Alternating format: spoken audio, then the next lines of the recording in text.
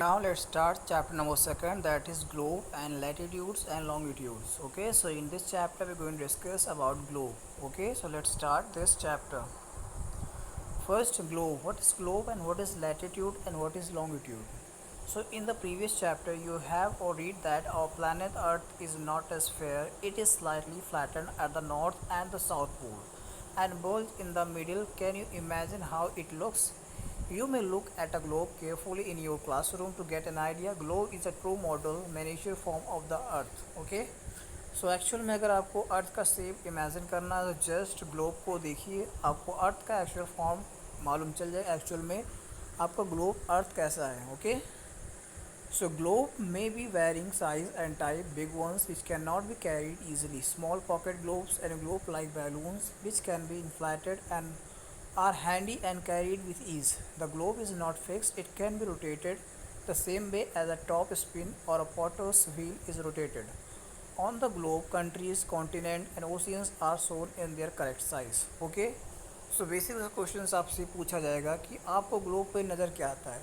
तो बेसिक सी आंसर होगा, on the globe we can see countries, continents and oceans that we can see on a correct size over the globe. Okay, that we can C.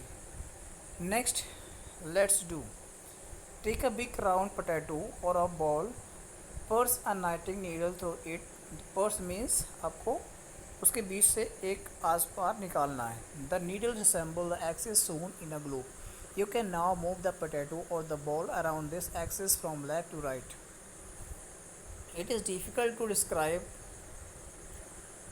describe the location of point on a sphere like the earth. Now the question arises how to locate a place on it. Basic question ये आता है कि हम globe पे place कैसे locate करते हैं. So we need certain points of reference and lines to find out the location of place.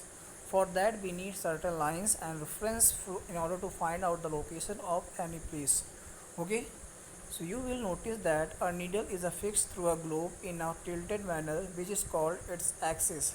सो आपने ग्लोब देखा होगा, तो ग्लोब में बेसिकली ऐसा होता है, उसके बीच में एक नीडल होती है, जैसे कि यहाँ पे थोड़ा सा टिल्टेड फॉर्मेट में होगा क्योंकि हमारा अर्थ है एक्चुअली में ये 2300 हाफ डिग्री आपका एक्सिस से टिल्टेड है.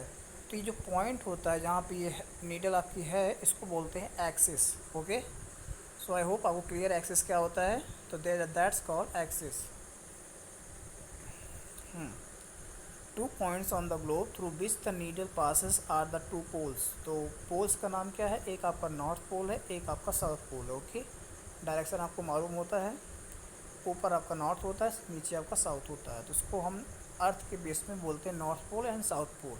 ओके, सो तो north pole and south, the globe can be moved around this needle from west to east, and from this point of view we can tell that rotation of the earth. Rotation of earth means earth आपका किस side से किस direction move करता है. तो ये move करता है आपका वेस्ट टू ईस्ट. सो एक क्वेश्चन आपके लिए यहाँ से आपको बताना कौन से प्लैनेट सेम अर्थ के सेम डायरेक्शन में मूव करते हैं. जैसे कि अर्थ आपका वेस्ट टू ईस्ट रोटेट करता है, तो सेम डायरेक्शन में और कौन से प्लैनेट हैं जो मूव करते हैं. ओके, सो ये आपको फाइंड आउट करना है. सो लेट्स सी, आप कमेंट में इसका आंसर दे सकते हैं. But remember, there is a major difference. The real Earth has no such needle. It moves around its axis, which is imaginary line. Okay? But actual में बात की जाए, जो हमारा अर्थ मूव करता है उसके पास कोई नीडल नहीं है. ऐसा नहीं है कि उसके अंदर कोई नीडल फिक्स है, वो अपने एक्सिस पे मूव करता है. That is imaginary. इमेजिनरी मतलब जिसको हम सोच सकते हैं बस. Another imaginary line running on the globe divides it into two equal parts. This line is known as equator. So line of equator basically आपका अर्थ है, तो इसके बीच से एक लाइन पास होती है जिसको बोलते हैं line of equator, that is 0 degree.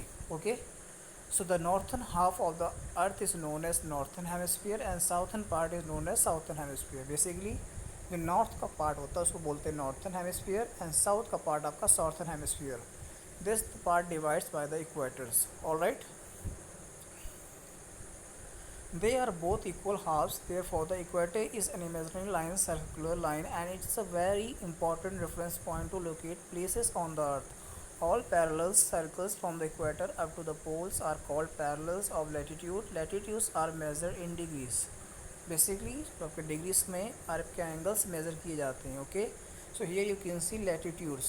Okay, so these are the lines of latitude. Okay, ये बीच मिडिल लाइन आपकी इक्वेटर होती है. Okay, so let describe more about latitude. The equator represents the 0 degree latitude, since the distance from the equator to either of the pole is 1/4 of a circle round the earth. It will measure 1/4 of 360 degree, that is 90 degree. Thus 90 degree north latitude mark the north pole and north degree south latitude mark the south pole. Okay, so basically earth है ये आपका top का ये 90 degree होता है, ये north होता है, सेम आपका बॉटम पे ये 90 डिग्री आपका साउथ होता है. Okay, as such all parallel north of the equator are called north latitude. Similar all parallel south of the equator are called south latitudes. So do you know by measuring the angle of the pole star from our place you can know the latitude of your place. Okay, so basic सा question है आपके लिए. क्या आपको मालूम है by measuring the angle of the pole star from your place you can know the latitude of your place. Got it. So value of each latitude is therefore followed by either the word north और south. Generally this is indicated by the letter N or S. For example, both Chandrapur in Maharashtra, India and Vero Horizonte in Brazil, South America are located on parallels of about 20 degree latitude, but the former is 20 degree north of the equator and the latter is 20 degree south of it. We therefore say that Chandrapur is situated at 20 degree north latitude and Velo Horizonte is situated at 20 degree south latitude.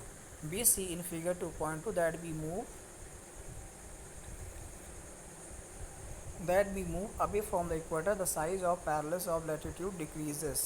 So basic question है, अगर आपकी जो size of latitudes होती हैं वो अगर जैसे कि आप लोग अप साइड में मूव करते हो तो उसकी साइज़ डिक्रीज़ होती है. जैसे कि आप लोग देख रहे होंगे ये आपका ये है और बीच में आपका इक्वेटर है.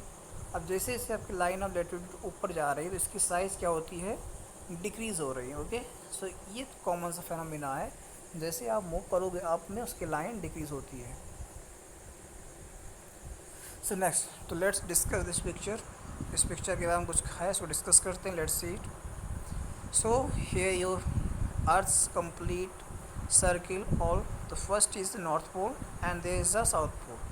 This called a frigid zone. Frigid zone इसलिए बोलते हैं क्योंकि यहाँ पे सन की जो रेज होती हैं कम्प्लीटली पहुँचती नहीं. यहाँ पे आपके ऑलमोस्ट टाइम पे यहाँ पे बर्फ़ जमा होता है. उसके नीचे आपका Arctic Circle and Tropic of Cancer ये आपके आते हैं. इसमें नॉर्थ टेम्परेट जोन कहलाता है. एंड जो इक्वेटर एंड टॉरस जो आपके एरिया होते हैं एक्चुअली ये यहाँ पे सन की रेज डायरेक्टली पड़ती है. इसको बहुत अच्छा इसको टॉरिड जोन बोलते हैं. सेम आपका टेम्परेट साउथ जोन भी है जो नीचे है अंटार्कटिक सर्किल के पास जो कि आपका साउथ पोल में है. तो आर्टिक सर्किल आपका नॉर्थ पोल में, अंटार्कटिक सर्किल आपका साउथ पोल में. Okay,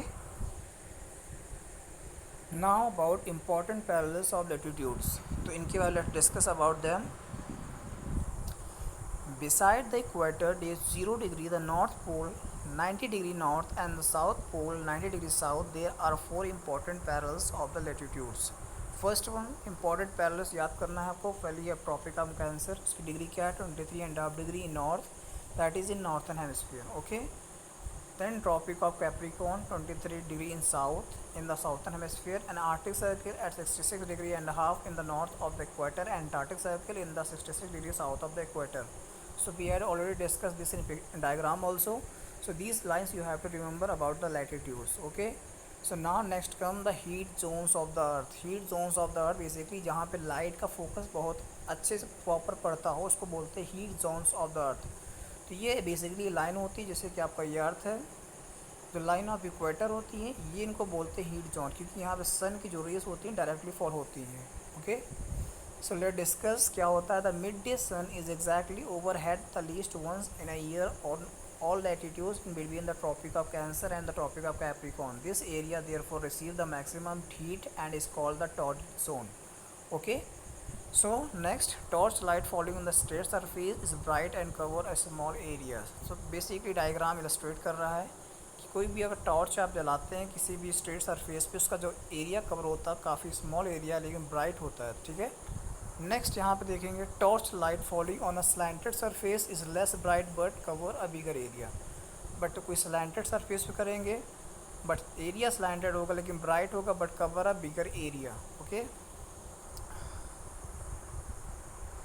The midday sun never shines overhead on any latitude beyond the Tropic of Cancer and the Tropic of Capricorn. The angle of the sun's rays goes on the decreasing towards the pole. As such, the area bounded by the Tropic of Cancer and the Arctic Circle in the northern hemisphere and the Tropic of Capricorn in the Antarctic Circle in the southern hemisphere have moderate temperature. These are called the temperate zone. Okay, so temperate zone क्या होता है, जहाँ पे जो सन की race होती है directly fall होना होने के कारण उनकी जो रेस होती हैं डिक्रीज होती रहती हैं, इसकी वजह से इनको बोलते हैं temperate zones. Okay, areas lying between the Arctic Circle and the north pole in the northern hemisphere and the Antarctic Circle in the south pole in the southern hemisphere are very cold. It is because there here the sun does not rise much above the horizon. Because जैसा कि starting discuss किया था, जो आपका north pole and south pole वहाँ पे almost बहुत ठंड होती है। बेसिकली रीज़न यही होता है कि वहाँ पे सन की रेस होती है वो ऑलवेज स्लैंटिंग होती है, जिसकी वजह से वहाँ पे हीट कम मिल पाती है, जिसकी वजह से वो एरिया हमेशा बर्फ़ में जमा होता है। इसको बोलते हैं फ्रीजेड जोन। ओके, सो आपका फ्रीजेड जोन क्या होता है, आई होप क्लियर है। अब नेक्स्ट टॉपिक हमारा है longitude. So what is longitude? Basically longitude आपकी, जैसे कि एक बॉल है तो आपकी स्ट्रेट लाइंस होती हैं, इनको बोलते हैं लॉन्गिट्यूड्स। ओके, ये आपकी होती है longitudes. So let's we're going to discuss longitudes in next video.